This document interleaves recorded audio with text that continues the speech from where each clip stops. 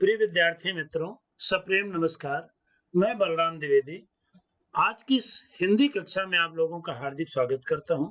आज हम लोग क्षितिज भाग 2 ये कक्षा 10वीं आ पाठ्यक्रम के लिए हिंदी की पाठ्य पुस्तक है। इस पाठ्य पुस्तक के अंतर्गत संकलित एक अति महत्वपूर्ण पाठ, जिस पाठ का नाम है मानवीय करुणा की दिव्य चमक, और इस पाठ के लेखक का नाम है सर्वेश्वर दयाल सक्सेना। तो मानवीय करुणा की जो दिव्य चमक नाम का ये पाठ है, इस पाठ में सर्वेश्वर दयाल सक्सेना जी ने फादर कामिल बुल्के के जीवन और उनके व्यक्तित्व के बारे में प्रकाश डाला है। आइए इस पाठ को पढ़ने के पहले हम लोग सर्वेश्वर दयाल सक्सेना जी का संक्षिप्त जीवन परिचय प्राप्त करते हैं। सर्वेश्वर दयाल सक्सेना का जन्म सन 1927 में जिला बस्ती, उत्तर प्रदेश में हुआ। उनकी उच्च शिक्षा इलाहाबाद विश्वविद्यालय से हुई। वे अध्यापक, आकाशवाणी में सहायक प्रोड्यूसर, दिनमान में उप संपादक और पराग के संपादक रहे। सन 1983 में उनका आकस्मिक निधन हो गया। सर्वेश्वर बहुमुखी प्रतिभा के साहित्यकार थे। वे कवि, कहानीकार, उपन्यासकार, निबंधकार और नाटककार थे। कहने का मतलब साहित्य के क्षेत्र में उनका जो योगदान है वो बहुमुखी है। वो एक अच्छे कवि भी हैं, वो एक सशक्त कहानीकार भी हैं, वो एक उपन्यासकार भी हैं, और उन्होंने अच्छे और व्यवस्थित निबंध की भी रचना की है। तो एक निबंधकार और नाटककार भी है। इसलिए वो बहुमुखी माने साहित्य के प्रत्येक विधा को उन्होंने स्पर्श किया है और उस पर अपनी लेखनी को उन्होंने गति दी है। सर्वेश्वर दयाल की प्रमुख कृतियां काठ की घंटियां, कुआनो नदी, जंगल का दर्द, खूंटियों पर टंगे लोग, ये कविता संग्रह है। ये सभी कविता संग्रह जो मैंने बताया, पागल कुत्तों का मसीहा, सोया हुआ जल, ये उनका उपन्यास है। लड़ाई कहानी संग्रह, बकरी नाटक, भौं भौं खौं खौं, बतूता का जूता, लाख की नाक, बाल साहित्यकार है। चर्चे और चरखे उनके लेखों का संग्रह है। खूंटियों पर टंगे लोग पर उन्हें साहित्य अकादमी का पुरस्कार मिला है। सर्वेश्वर की पहचान मध्यम वर्गीय आकांक्षाओं के लेखक के रूप में की जाती है। जो मिडिल क्लास वर्ग, उसके बारे में उनकी जो आकांक्षाएं हैं, उनकी जो तीव्र इच्छाएं हैं, उनके जीवन की आवश्यकताओं को उन्होंने अपने लेखनी की विषय वस्तु बनाया है। मध्यम वर्गीय जीवन की महत्वाकांक्षाएं, सपनों, संघर्ष, शोषण, हताशा और कुंठा का चित्रण उनके साहित्य में मिलता है। सर्वेश्वर जी स्तंभकार थे और चर्चे और चरखे नाम से दिनमान, जो उनके समय की एक बड़ी सम्मानित पत्रिका थी, उसके अंदर उसके एक स्तंभ में, उसके कालम में वो जो है चर्चे और चरखे नाम से दिनमान में वह जो स्तंभ लिखते थे, उनमें बेबाक माने बड़े स्पष्ट रूप में सच कहने का साहस दिखता है। उनकी अभिव्यक्ति में सहजता और स्वाभाविकता देखने को मिलती है। तो प्रिय विद्यार्थियों, ये संक्षेप में जीवन परिचय हमने आपको बताया सर्वेश्वर दयाल सक्सेना जी के बारे में। अब इसके बाद आइए हम थोड़ी सी जानकारी आपको चंद वाक्यों के माध्यम से इस पाठ की विषय वस्तु पर प्रकाश डालते हैं।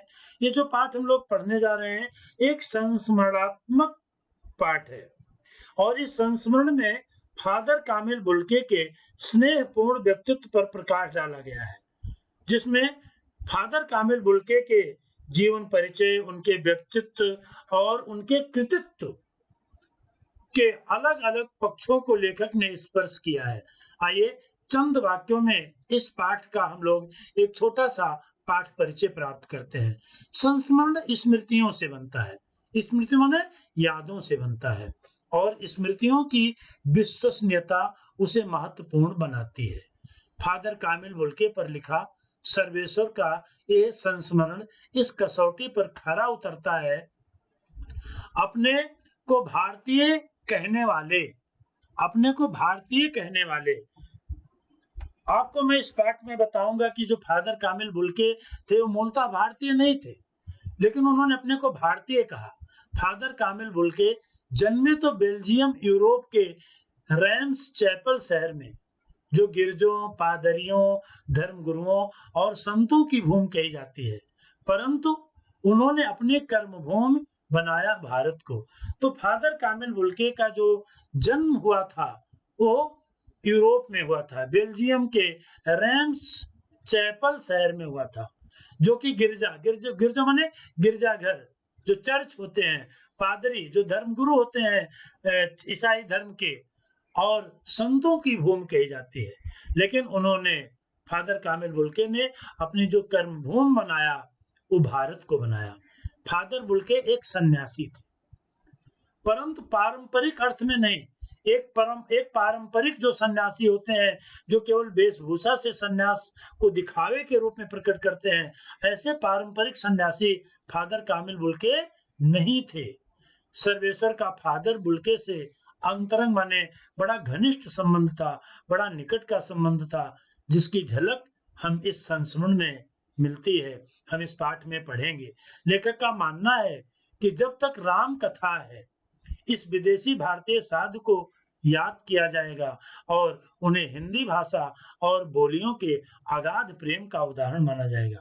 तो प्रिय विद्यार्थी मित्रों, यहाँ राम कथा आई है, और राम कथा हिंदू संस्कृत की एक शाश्वत कथा है, एक अमर कथा है। उस राम कथा को भी अपने कृतित्व के माध्यम से फादर कामिल बुल्के ने बड़ा ऊंचा स्थान प्राप्त किया। राम कथा में उन्होंने अपना शोध प्रबंध किया, आगे हम इसको विस्तार देंगे। तो इस पाठ में फादर कामिल बुल्के के विविध पक्षों का, उनके पूरे व्यक्तित्व के पक्षों का लेखक ने बखूबी पूर्वक चित्रण किया है, और लेखक के प्रति जो उनका आत्मीय और आंतरिक संबंध था उसके बारे में भी लेखक ने इस संस्मरण में अपनी लेखनी को गति दी है। तो आइए हम लोग इस पाठ के इस संस्मरण को पढ़ते हैं, और इसका अक्षरशः जो है इस पाठ के प्रत्येक बिंदुओं को हम लोग भी स्पर्श करते हुए उसको समझने का पूरा प्रयास करते हैं।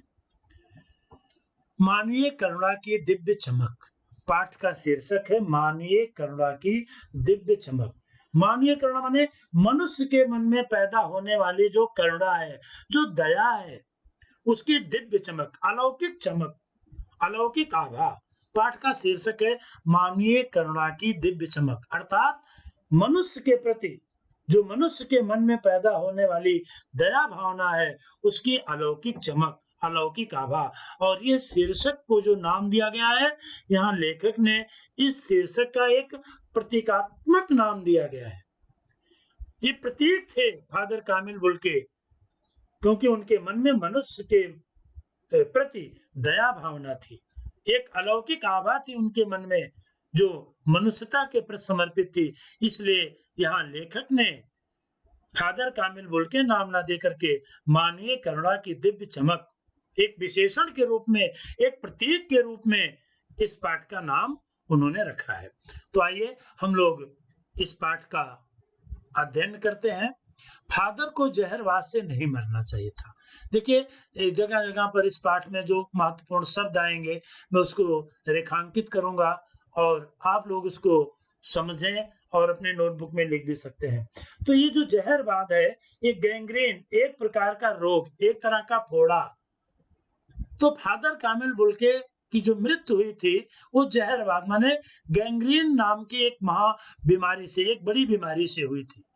लेकिन लेखक ने अपने इस संस्मरण की शुरुआत इस संवेदना से की है। उन्होंने कहा कि फादर कामिल बुल्के को जहरवाद से नहीं मरना चाहिए था, जिसकी रगों में दूसरों के लिए मिठास भरे अमृत के अतिरिक्त और कुछ नहीं था, उसके लिए इस जहर का विधान क्यों हो। लेखक ने प्रश्न किया है, अपने आप से किया, कि जिनकी रगों में, जिस फादर कामिल बुल्के की नसों में दूसरों के लिए परोपकार की भावना थी, दूसरों के लिए मिठास थी, और अमृत के अतिरिक्त कुछ नहीं था, उसके लिए जहर का विधान क्यों, ये जहर की व्यवस्था इस गैंग्रीन नाम की एक महान बीमारी की व्यवस्था विधाता ने उनके लिए क्यों की। ये लेखक ने खुद से प्रश्न किया। ये सवाल किस ईश्वर से पूछे, ये किस परमात्मा से, किस प्रभु से पूछें कि जिन्होंने अपना जीवन ही परोपकार के लिए लगा दिया, जिनके जीवन में दूसरों के हित के अलावा दूसरे के मंगल के लिए सब कुछ था, जिनका जीवन परोपकार की एक मिसाल था, उसका जीवन जहरवाद से कैसे ग्रसित हो गया। मैं ये प्रश्न किस परमात्मा से, किस प्रभु से पूछे।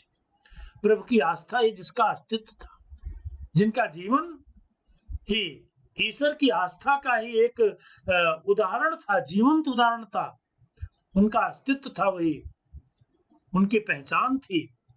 वो देह की इस यातना की परीक्षा उम्र के आखिरी देहरी पर क्यों दे। वो देह की, देह माने शरीर, यातना माने कष्ट। फादर कामिल बुल्के की जो मृत्यु हुई, उनके जिस बीमारी से हुई, तो लेखक ने कहा कि वो देह की इस यातना, यातना माने एक कष्ट की परीक्षा, उम्र का आखिरी पड़ाव, जब वो लगभग 73 वर्ष के थे तब उनकी मृत्यु हुई थी।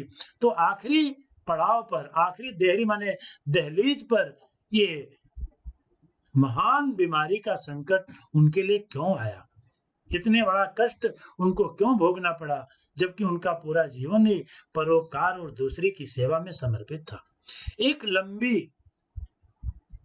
पादरी के सफेद चोंगे से ढकी आकृति सामने है। लेखक ने डॉक्टर फादर कामिल बुल्के का एक शब्द चित्र खींचा। कहा कि एक लंबी पादरी के सफेद चोंगे से ढकी आकृति, पादरी जो ईसाई धर्म के धर्मगुरु होते हैं उनको पादरी कहते हैं, और उनका सफेद चोगा नीचे तक एक लंबे कुर्ते की तरह, वो लोग एक तरह का विशेष पोशाक पहनते हैं, उससे ढकी आकृति माने आकार सामने है। गोरा रंग, सफेद झाई मारती भूरी दाढ़ी, नीली आंखें, बाह खोले गले लगाने को आतुर, आतुर माने उत्सुक, इतनी ममता, इतना अपनत्व इस साधु में अपने हर एक प्रियजन के लिए उमड़ता रहता था। तो किसी प्रकार का भेदभाव उनके मन में नहीं था।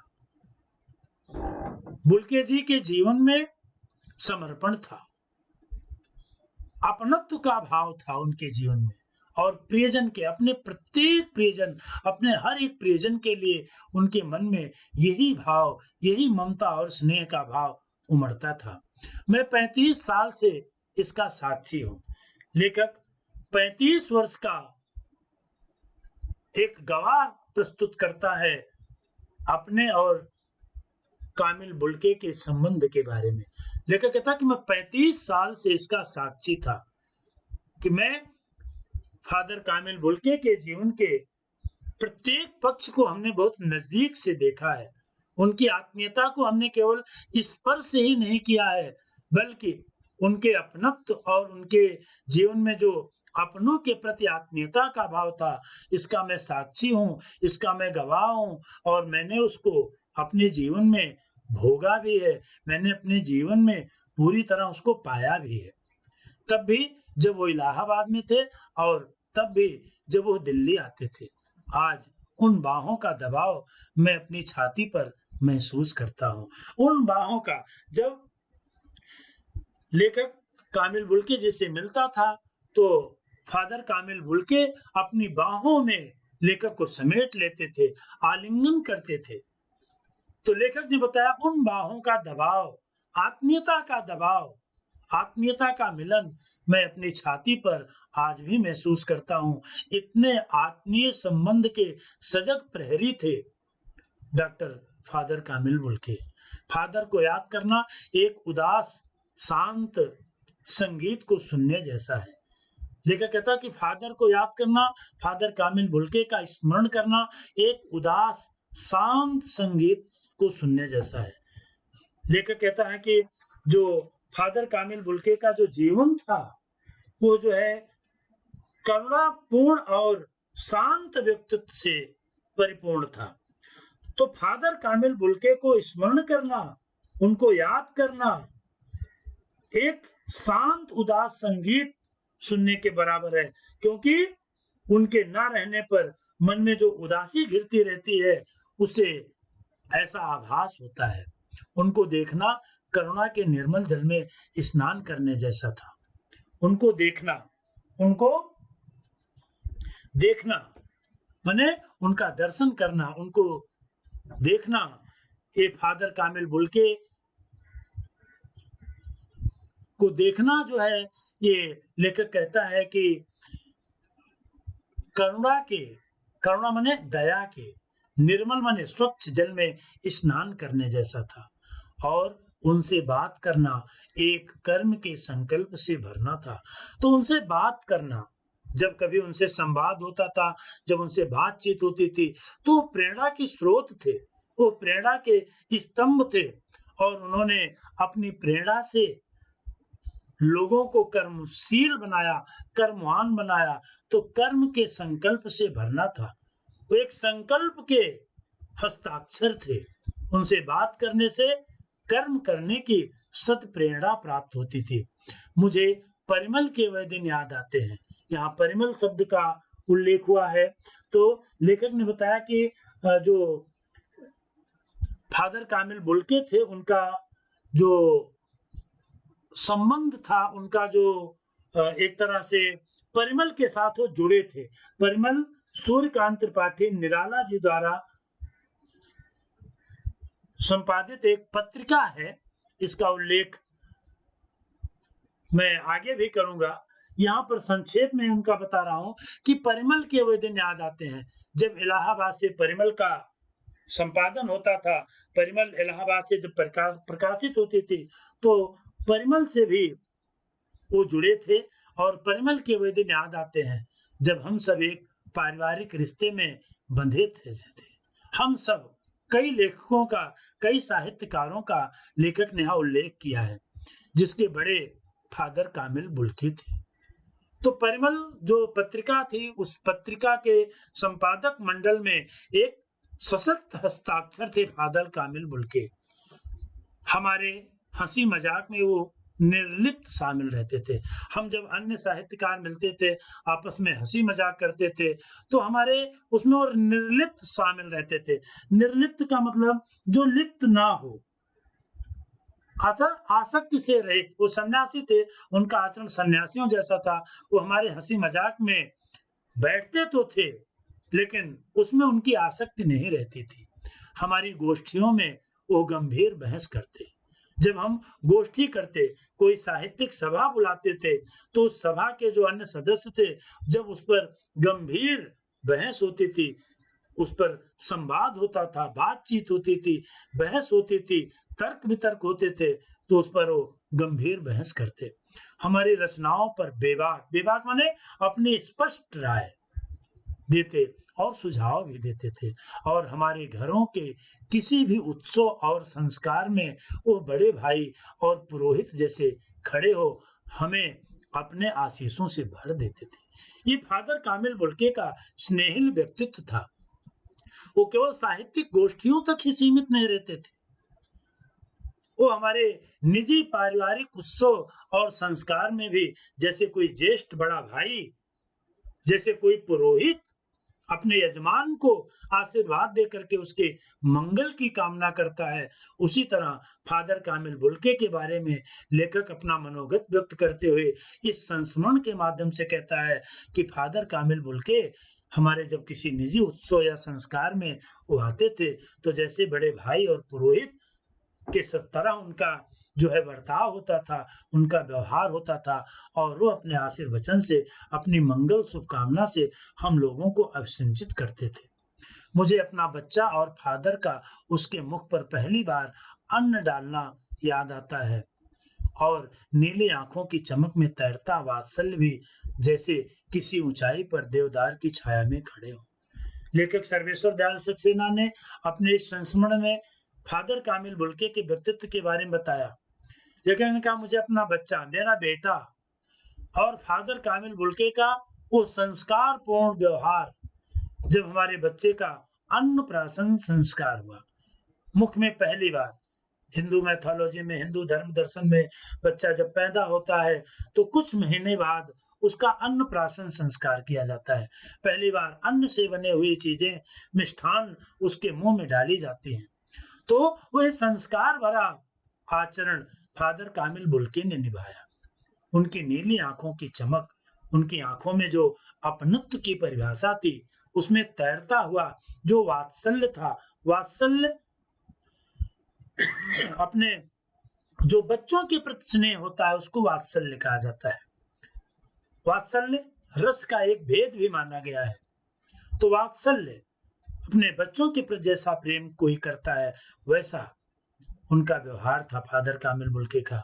और उनका ऐसा आचरण, उनका ऐसा स्नेह में व्यवहार ऐसा था जैसे किसी ऊंचाई पर हम देवदार की, एक पहाड़ी वृक्ष, पर्वतीय वृक्ष देवदार जो देव वृक्ष माना जाता है, उसकी शीतल छाया की तरह उनका व्यक्तित्व, उनकी छत्र छाया हम लोगों पर अपनी वृष्टि करती थी, अपनी शीतल छाया हम लोगों को देती थी। तो ऐसा स्नेहिल व्यवहार था डॉक्टर फादर कामिल बुल्के का।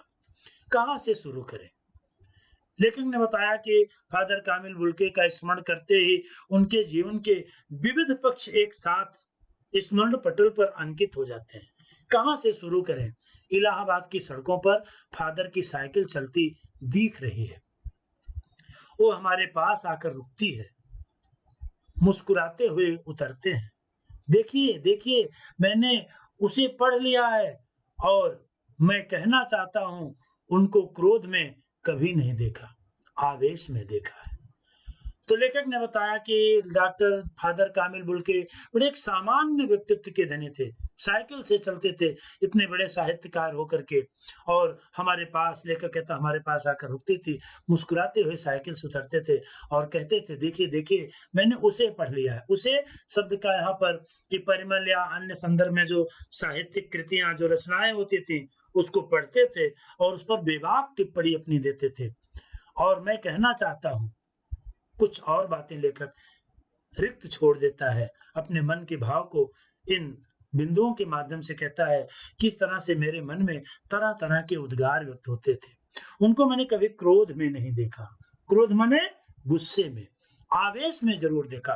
क्रोध और आवेश की जगह एक दूसरे शब्द के पूरक मान लिए जाते हैं, लेकिन दोनों में अंतर है। क्रोध माने गुस्सा और आवेश माने जोश, किसी काम के प्रति करने का जो जोश, जो तीव्र इच्छा होती है, उसके लिए आवेश शब्द का प्रयोग यहाँ किया गया है।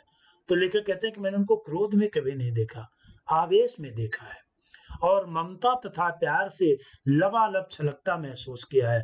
माने उनमें एक कर्म के प्रति, अपने कर्तव्य के प्रति संकल्प था, अपने कर्तव्य के प्रति एक दृढ़ विश्वास था।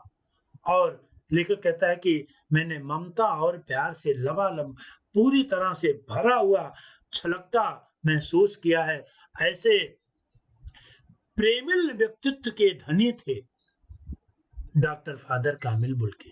अक्सर उन्हें देखकर लगता कि बेल्जियम की इंजीनियरिंग के अंतिम वर्ष में पहुंचकर उनके मन में सन्यासी बनने की इच्छा कैसे जाग गई, जबकि घर भरा पूरा था, 2 भाई, 1 बहन, माँ, पिता सभी थे। लेखक सर्वेश्वर दयाल सक्सेना ने इस अनुच्छेद के अंतिम चरण में फादर कामिल बुल्के के व्यक्तित्व के बारे में, उनके जो है पारिवारिक जीवन के बारे में उल्लेख किया। फादर कामिल बुल्के का जन्म यूरोप में हुआ था। यूरोप में वो बेल्जियम में पैदा हुए और बेल्जियम में इंजीनियरिंग, अभियांत्रिकी की अंतिम वर्ष की परीक्षा, अंतिम वर्ष के विद्यार्थी थे। पहुंच करके उनमें, उनके मन में सन्यासी बनने की इच्छा कैसे जाग उठी, जबकि घर भरा पूरा था, पूरा परिवार, एक संयुक्त परिवार था उनका। 2 भाई थे, 1 बहन थी, माँ पिता सभी थे। लेकिन इस सुदूर यूरोप के बेल्जियम में जन्मे कामिल के मन में ये सन्यासी बनने की इच्छा कैसे जागी, ये स्वतः से, स्वयं से लेखक प्रश्न करता है। लेखक ने अपने और फादर कामिल बुल्के के संवाद के माध्यम से भी इस संस्मरण को और अधिक रोचक बना दिया है। आपको अपने देश की याद आती है? मेरा देश तो भारत है। हमने आपको बताया कि कामिल बुल्के का जन्म बेल्जियम में हुआ था और कामिल बुल्के की कर्म भूमि भारत रही। फादर कामिल बुल्के ने ये बताया कि मैं जो है अब मेरा देश भारत है और मैं जन्मभूमि की पूछ रहा हूं। लेखक ने प्रश्न किया कि मैं आपके जन्मभूमि अर्थात मैं आपके देश, आपके शहर, उस रेम्स चैपल के बारे में पूछ रहा हूं जहां आपका जन्म हुआ था। हाँ, आती है, बहुत सुंदर है मेरी जन्मभूमि रेम्स चैपल। घर में किसी की याद, माँ की याद आती है, बहुत याद आती है। लेखक ने जब फादर कामिल बुल्के से संवाद किया और उस संवाद को इस संस्मरण में उन्होंने लिपिबद्ध किया है, तो लेखक कहता है कि फादर कामिल बुल्के का पारिवारिक जीवन बड़ा स्वस्थ था, बड़ा आनंदमयी था। 2 भाई थे, बहन थी, माता-पिता थे। इसका जिक्र करता है लेखक कि आपको अपने देश की याद आती है क्या? तो फादर कामिल बुल्के भारत के बारे में कहते हैं, अब तो मेरा देश भारत है। कहते नहीं, नहीं, मैं आपकी जन्मभूमि की बात कर रहा हूँ। तो कामिल बुल्के कहते हैं, हाँ, आती है, बहुत याद आती है। मेरी जन्मभूमि रेम्स चैपल, जहाँ पर जन्मभूमि माने जहाँ जन्म होता है, उस भूमि को जन्मभूमि कहा जाता है। तो रेम्स चैपल, घर में किसी की याद, माँ की याद आती है, बहुत याद आती है। फिर अक्सर माँ की स्मृति माने याद में डूब जाते देखा है। उनकी माँ की चिट्ठियां, पत्र, चिट्ठी माने पत्र, अक्सर उनके पास आती थी। अपने अभिन्न मित्र, अभिन्न माने बहुत निकट के मित्र, अभिन्न मित्र डॉक्टर रघुवंश को वह उन चिट्ठियों को दिखाते थे। पिता और भाइयों के लिए बहुत लगाव मन में नहीं था। उनके मन में वैराग्य की भावना आई थी, तो पिता और भाइयों के प्रति उनके मन में कोई विशेष प्रकार का लगाव, विशेष प्रकार की आत्मीयता का भाव नहीं था। लेकिन माँ के प्रति उनका मन बहुत ही अभी भी भावुक हो जाता था, सन्यासी बनने के बाद भी। और जब उनकी माँ की जो चिट्ठियां आती थी, उनको अपने निकट के मित्र डॉक्टर रघुवंश को दिखाया करते थे। फादर कामिल बुल्के के पिता व्यवसायी थे। एक भाई वहीं पादरी हो गया, पादरी माने ईसाई धर्म गुरु, पादरी हो गया है। एक भाई काम करता है, उनका परिवार है। बहन सख्त और जिद्दी है, सख्त माने थोड़ा कठोर स्वभाव की है, जिद्दी माने हठी थी। लेखक ने इस अनुच्छेद में फादर कामिल बुल्के के पारिवारिक जीवन के स्थितियों का उल्लेख किया है। बहन सख्त और जिद्दी थी, बहुत देर से उसने शादी की। फादर को एकाध बार उसकी शादी की चिंता व्यक्त करते उन दिनों देखा था। भारत में बस जाने के बाद 2 या 3 बार वो अपने परिवार से मिलने भारत से बेल्जियम गए थे। लेकिन मैं तो सन्यासी हूँ, आप सब छोड़कर क्यों चले आए? प्रभु की इच्छा थी। वो बालकों की सी सरलता में मुस्कुरा कर कहते, मैंने एक बचपन उसमें बड़ा संकोच का भी भाव था। माँ ने बचपन में ही घोषित कर दिया था कि लड़का हाथ से गया। हाथ से गया माने अब वो अपने बस में रहने वाला नहीं है। और सचमुच इंजीनियरिंग के अंतिम वर्ष की पढ़ाई छोड़कर फादर बुल्के सन्यासी होने जब धर्म गुरु के पास गए और कहा कि मैं सन्यास लेना चाहता हूँ, तब एक शर्त रखी। सन्यास लेते समय सन्यास चाहने वाला एक शर्त रख सकता है ईसाई धर्म के अनुसार पर।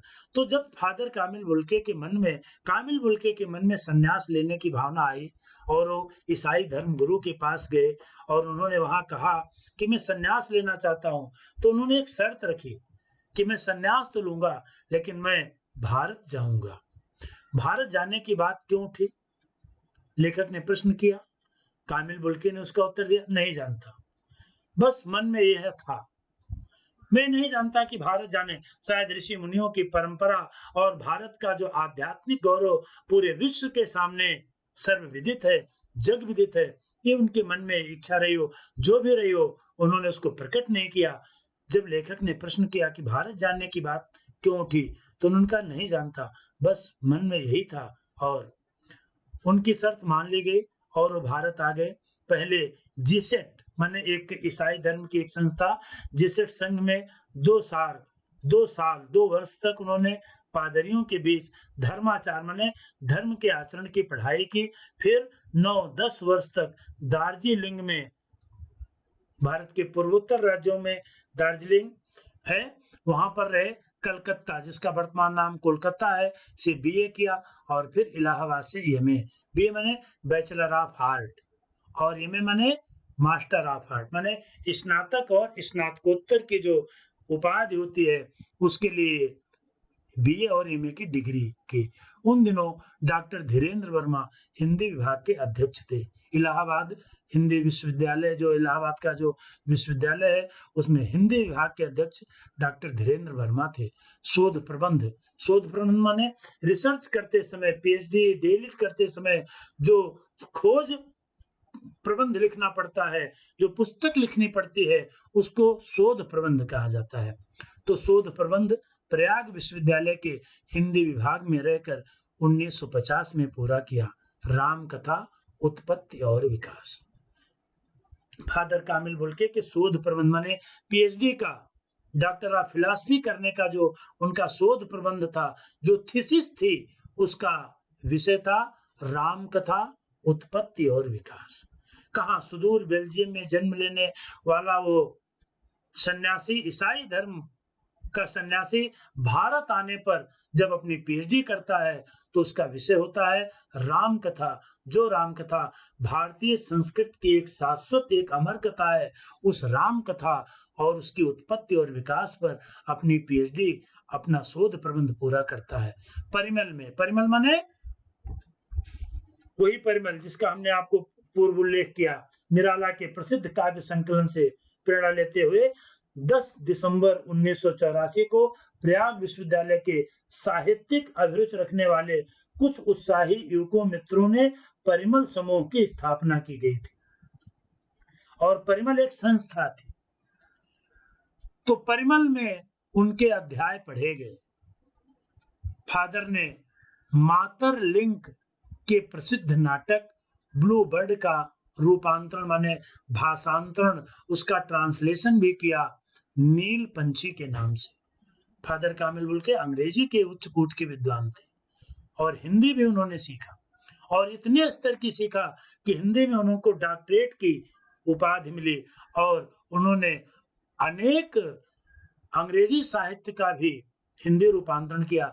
उसमें प्रसिद्ध है मातर लिंक के प्रसिद्ध नाटक ब्लू बर्ड का हिंदी रूपांतरण किया नील पंछी के नाम से। बाद में वो सेंट जेवियर्स कॉलेज रांची में हिंदी तथा संस्कृत विभाग के विभागाध्यक्ष हो गए और यही उन्होंने अपना प्रसिद्ध अंग्रेजी हिंदी कोश तैयार किया और बाइबल का अनुवाद भी। और वहीं बीमार पड़े, पटना आए, दिल्ली आए और चले गए 47 वर्ष देश में रहकर और 73 वर्ष की जिंदगी जीकर।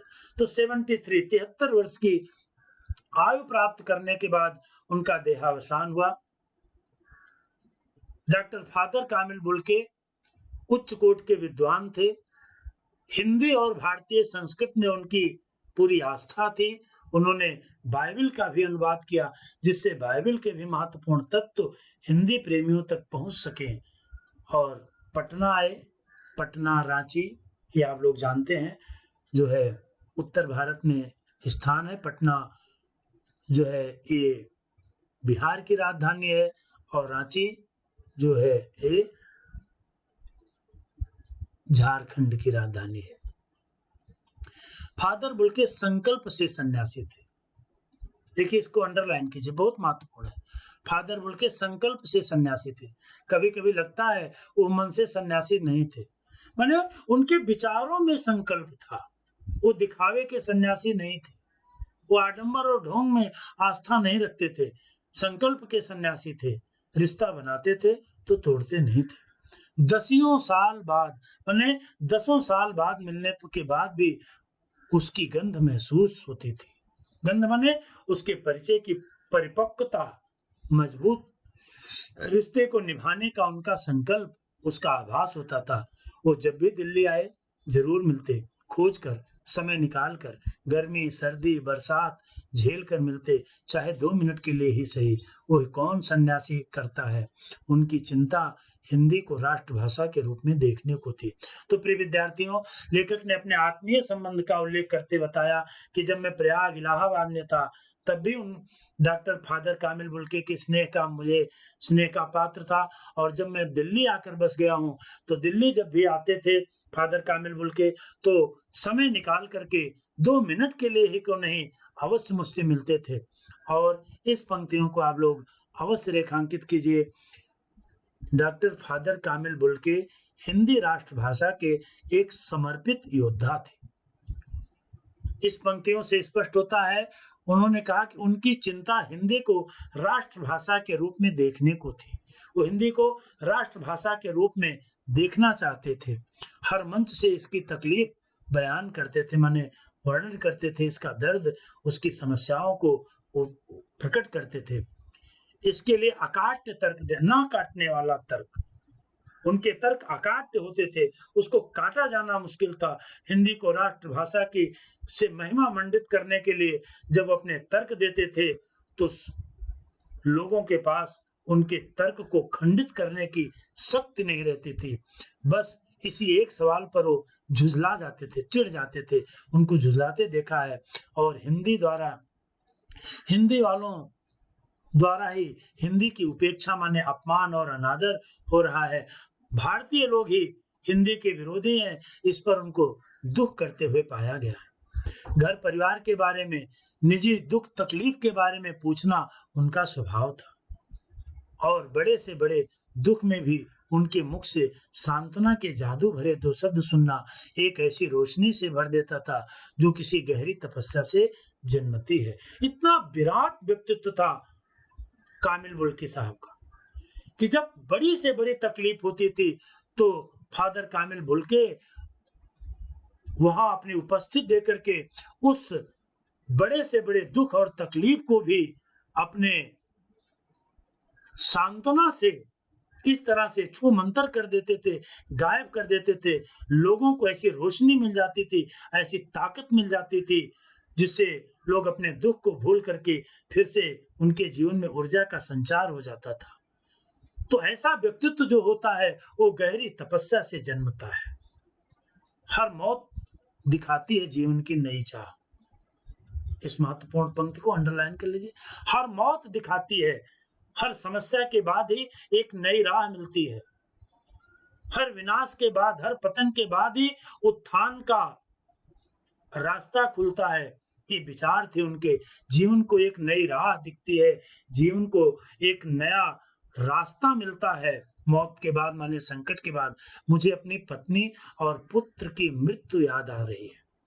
लेखक ने अपने जीवन में उस संकट को, उस ना भूलने वाले संकट का भी स्मरण किया है। मुझे अपनी पत्नी और पुत्र की मृत्यु की बात, असामयिक पुत्र, युवावस्था में पुत्र की मृत्यु हो गई थी सर्वेश्वर दयाल सक्सेना, तो उन्होंने कहा कि मुझे अपनी पत्नी और पुत्र की मृत्यु की याद आती है, और फादर के शब्दों में झरती विरल शांति भी। और फादर कामिल बुल्के ने हमें जब सांत्वना दिया तो उनके जीवन में एक विरल शांति थी, आज वो नहीं है। फादर कामिल बुल्के के का स्मरण करते हुए लेखक ने कहा, आज फादर कामिल बुल्के की भौतिक काया, ये नश्वर काया हमारे बीच में नहीं है। दिल्ली में बीमार रहे और पता नहीं चला, बाहें खोलकर इस बार उन्होंने गले नहीं लगाया। जब देखा तब वह बाहें दोनों हाथों की सूजी उंगलियों, सूजी माने जिसमें एक स्वेलिंग, वो थोड़ा मोटी मोटी हो गई थी बीमार होने के कारण, उंगलियों को उलझाए ताबूत में, ताबूत माने वो पेटी जिसके अंदर मृत शरीर को रखा जाता है, ताबूत में जिस्म पर पड़ी थी।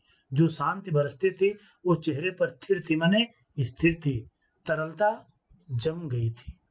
वो 18 अगस्त 1982 की सुबह 10 बजे का समय, माने जिस दिन दिल्ली में कश्मीरी गेट के निकलसन कब्रगाह में उनका ताबूत एक छोटी सी नीली गाड़ी में से उतारा गया।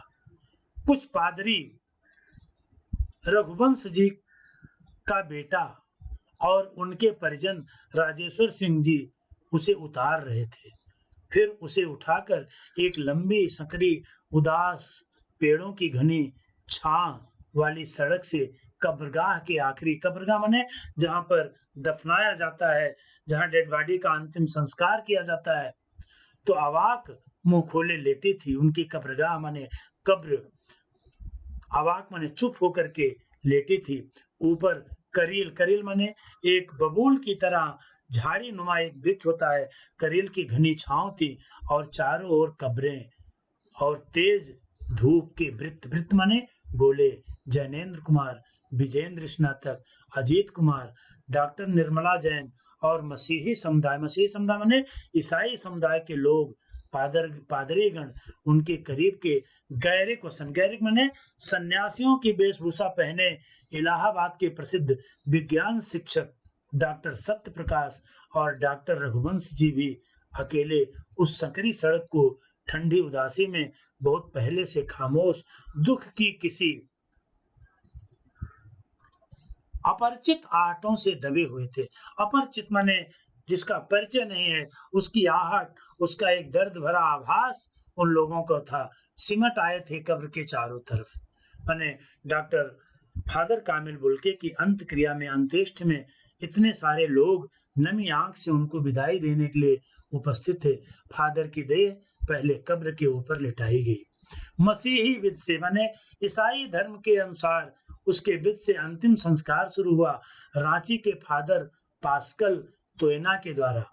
उन्होंने हिंदी में मसीही विध से प्रार्थना की और फिर सेंट जेवियर्स के रेक्टर फादर पास्कल ने उनके जीवन और कर्म पर श्रद्धांजलि अर्पित करते हुए कहा, फादर बुल्के धरती से जा रहे हैं, इस धरती से ऐसे रत्न और पैदा हो। तो इतना रत्न माना गया उनको। फादर कामिल बुल्के एक मानवीय करुणा के दिव्य चमक वाले एक महामानव थे।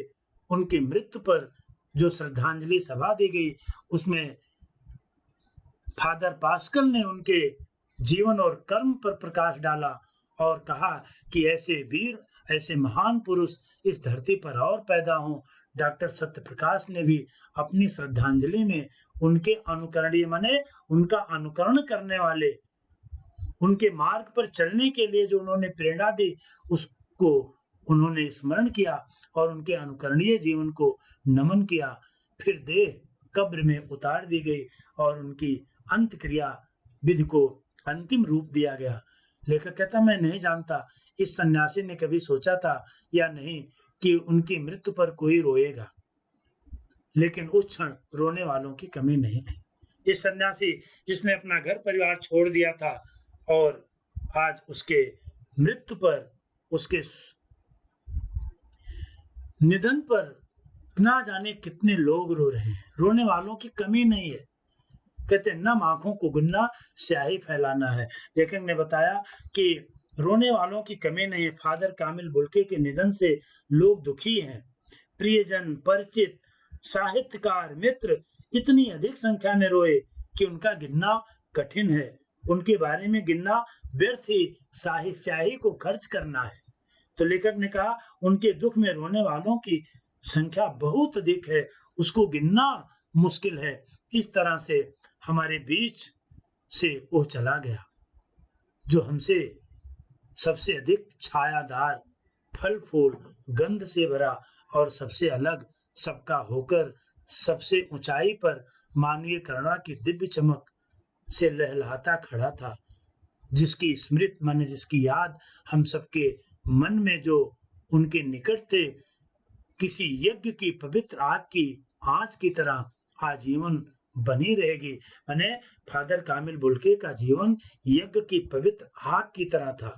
जैसे यज्ञ की पवित्र आग की आंच हमारे तन को, हमारे मन को, हमारे विचार को पवित्र करती है, वैसे डॉक्टर फादर कामिल बुल्के का जीवन एक पवित्र, त्यागमयी, सद आचरण वाला व्यक्तित्व था, जिसके स्पर्श से लोगों को एक अलग प्रकार की ऊर्जा, एक अलग प्रकार की शांति मिलती थी, एक अंतःकरण में छिपी हुई प्रेरणा को जागृत करने की शक्ति मिलती थी। लेखक कहता है कि आज वो तमाम स्मृतियां हमारे जीवन में आजीवन बनी रहेंगी, माने जीवन पर्यंत बनी रहेंगी। मैं उस पवित्र ज्योति को याद करता हूँ और उस पवित्र ज्योति की याद में श्रद्धा न दूं, श्रद्धा पूर्वक बड़े विनम्र भाव से अपना श्रद्धा सुमन भी मैं अर्पित करता हूँ। तो प्रिय विद्यार्थी मित्रों, इस प्रकार एक बहुत ही आत्मीय संस्मरण हम लोगों ने आज इस पाठ के माध्यम से पढ़ा है, जिसमें सर्वेश्वर दयाल सक्सेना जी ने फादर कामिल बुल्के के जीवन के मानवीय पक्षों को स्पर्श किया है और अपने इस संस्मरण में रेखांकित किया है, जिसके इस पाठ के प्रत्येक भाव को, प्रत्येक अर्थ को मैंने विश्लेषित करने की पूरी चेष्टा की, पूरा प्रयास किया। आप लोग अवश्य समझे होंगे। मैंने बीच में केवल अंश मात्र आपको बताया था। ये भी जाने, परिमल परिमल निराला के प्रसिद्ध काव्य संकलन से प्रेरणा लेते हुए 10 दिसंबर 1984 को प्रयाग विश्वविद्यालय में साहित्यिक अभिरुचि रखने वाले कुछ उत्साही मित्रों द्वारा परिमल समूह की स्थापना की गई। परिमल द्वारा अखिल भारतीय स्तर की गोष्ठियों आयोजित की जाती थी, जिसमें कहानी, कविता, उपन्यास, नाटक आदि पर खुली आलोचना और उन्मुक्त बहस की जाती थी। उन्मुक्त माने खुली चर्चा की जाती थी। परिमल का कार्य क्षेत्र इलाहाबाद था। जौनपुर, मुंबई, मथुरा, पटना, कटनी में भी इनकी रचनाएं रहीं, शाखाएं रहीं। परिमल ने इलाहाबाद में साहित्य चिंतन के प्रति नए दृष्टिकोण का न केवल निर्माण किया, बल्कि शहर के वातावरण को एक साहित्यिक संस्कार देने का प्रयास भी किया। तो ये परिमल का वर्णन आया है कि परिमल का और फादर कामिल बुल्के का बड़ा घनिष्ठ संबंध था। इसलिए पाठ के पढ़ने और इसके अध्ययन अध्यापन के उपरांत परिमल को भी कुछ इन वाक्यों के माध्यम से स्पष्ट करने का प्रयास किया और फादर कामिल बुल्के का एक छोटा सा यहाँ पर जीवन वृत्त दिया गया है कि उनका जन्म हुआ, उनकी मृत्यु हुई, शिक्षा एमए पीएचडी और प्रमुख कृतियां रामकथा उत्पत्ति और विकास जो उनका शोध प्रबंध था, रामकथा और तुलसीदास, मानस कौमुदी, ईसा जीवन और दर्शन, अंग्रेजी हिंदी कोश और 1974 में इनको पद्म भूषण से भी सम्मानित किया गया था। तो मैं ऐसे महामानव को अपना श्रद्धा सुमन अर्पित करता हूँ, जो बेल्जियम में पैदा होकर के भी हमारी भारतीय संस्कृति के गौरव के लिए अपना जीवन खपाया, अपना जीवन तपाया। मैं इस पाठ के माध्यम से भी अपनी श्रद्धांजलि उन तक अर्पित करता हूँ। और प्रिय विद्यार्थी मित्रों, किसी पाठ को पढ़ना, किसी पाठ को समझना, उसकी अंतः गहराइयों में जाकर के उसकी विषय वस्तु को समझना ही हमारा प्रयास है। क्योंकि हम जब कोई पाठ पढ़ते हैं तो हमारी दृष्टि में परीक्षा होती है और परीक्षा में पूछे जाने वाले अनेक प्रश्न होते हैं। तो यहाँ पर इन प्रश्नों के उत्तर की चर्चा करना बहुत उचित नहीं होगा, क्योंकि मैं इन सभी प्रश्नों के जो पाठ की विषय वस्तु से संबंधित है, इन सभी प्रश्नों की विषय वस्तु को इस पाठ को पढ़ते समय, आपसे रूबरू होते समय मैंने इन प्रत्येक पक्षों को अवश्य रेखांकित करने का छोटा लोग प्रयास जरूर किया होगा। तो इन प्रश्नों को आप लोग पढ़ लीजिए और संबंधित जो प्रश्न है, इसकी मूल विषय वस्तु से संबंधित जो प्रश्न है, इन प्रश्नों का उत्तर अवश्य लिखिए, क्योंकि मेरे पढ़ाने का उद्देश्य आपका ज्ञानार्जन है, आपकी मौलिक क्षमता को अभिव्यक्त करना है, आपकी मौलिक लिखित क्षमता, मौखिक क्षमता को प्रकट करना, आपको प्रेरित करना ही हमारा उद्देश्य है। तो इन प्रश्नों को पढ़िए, ये आपकी पाठ्य पुस्तक में भी लिपिबद्ध हैं, संकलित हैं, वहां से आप इसको पढ़िए, उसके उत्तर को समझिए और इन प्रश्नों का उत्तर आप अपनी नोटबुक में लिख लीजिएगा।